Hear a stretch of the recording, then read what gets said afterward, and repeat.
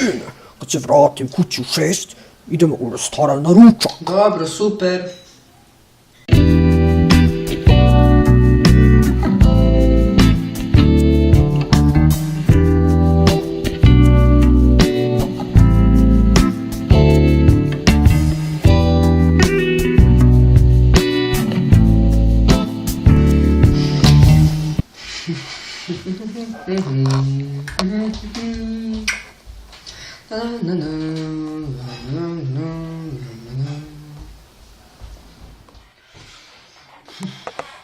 Gdje je više?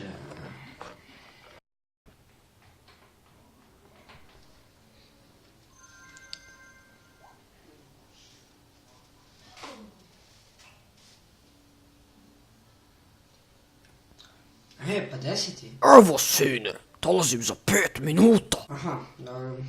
Ćao.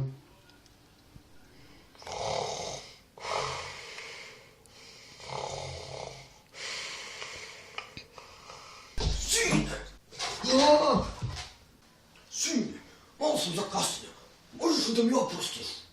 Ma da, naravno, tata. Oprostit ću ti. Samo si me lagao i zakasnio 6 sati.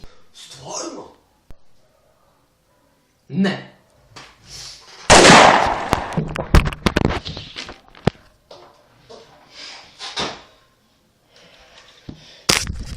Ne zajebavaj se sa zajebantom.